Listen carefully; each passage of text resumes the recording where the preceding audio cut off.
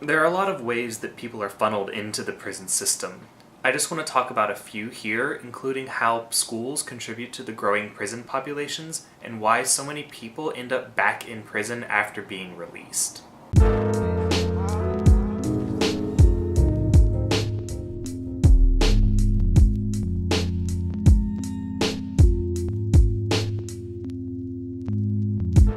In the 1990s, zero-tolerance policies began popping up in schools across the country.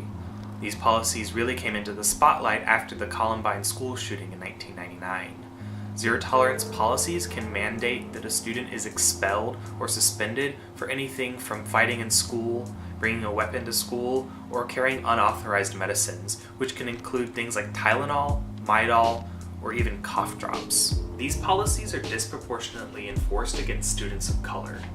White students represent just 51% of all public school enrollment, while black students represent about 16%. However, black students account for 42% of all multiple suspensions, and white students only make up 31% of that number. Black students also represent 31% of all school-related arrests. Students of color are about 3 times more likely to be suspended or expelled than white students. All of this matters because people who have been suspended or expelled are about 3 times more likely to come into contact with the juvenile criminal justice system within the next year. These zero-tolerance policies are also very frequently ableist. In the mid-1990s, an 11-year-old boy died from an asthma attack. He was not carrying his inhaler because the school had a zero-tolerance policy against all drugs. Tragically, the school actually had an exception for drugs that doctors deemed medically necessary. Unfortunately, the school didn't have this in any of their written policies, and the mother was never told about it, even though the school knew her son had asthma. Schools also require students to sit still for long periods of time throughout the school day. This is actually very harmful for kids. Several studies have recently shown that kids need to be up and about and moving around a lot more than they actually are in order to have proper brain development. Sitting still in class for 7 hours a day can be difficult for any child, but for a child with ADD or some other impairment, this can be nearly impossible. And when a child is seen as acting up, they can eventually face disciplinary action by the school. Evidence on the effectiveness of zero-tolerance policies in schools is inconclusive at best.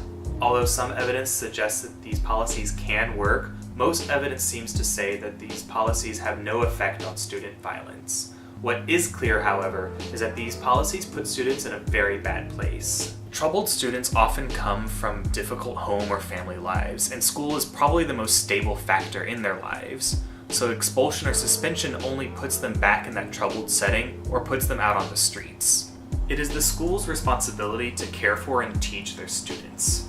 Rather than kicking them out or calling the police, schools need to develop methods to properly deal with students who are causing problems. A simple formula that says if you do this, then you get this punishment is not sufficient. Schools must consider what is in the best interest of the student's future, because once a person is in the criminal justice system, it can be very difficult to get out. One study of people released from prison across 30 states showed that 2/3 of people ended up back in prison within 1 year.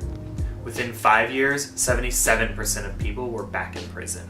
That study also showed that post-release arrests were disproportionately of people of color. 81% of blacks and 75% of Hispanics were arrested again after release. 73% of whites were arrested again. There are a lot of reasons why recidivism is so high, but it's important to look at the conditions that people face after release. As I mentioned in the video about harm in prisons, people often find it very difficult or impossible to find employment after being released from prison. Many employers ask whether you've ever been convicted of a felony, which actually deters many people from even applying for a job. Plus, because prisoners receive little to no education or training while in prison, most people have very few skills to offer employers after release. It can also be difficult for a felon to find housing, because many landlords will also ask if you've ever been convicted of a felony.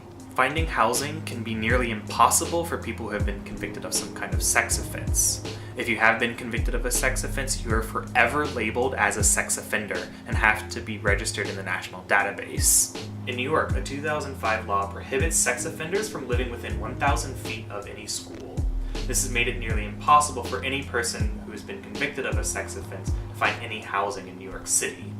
Most of them end up homeless and on the streets. Although we want to protect society from potentially dangerous sexual predators, these policies really do more harm than good. The Association for the Treatment of Sexual Abusers has stated that they do not support residency restrictions because there's no evidence that they actually prevent people from reoffending. This is mostly because most sexual assault is done by somebody that you know, not by a stranger. These are just a couple of ways that people end up in prison. The other really big pathway to prison is the war on drugs, but that's such a big topic that I want to devote an entire video just to that. We as a society really need to think hard about how to prevent people from ending up in prison and how to actually reduce recidivism.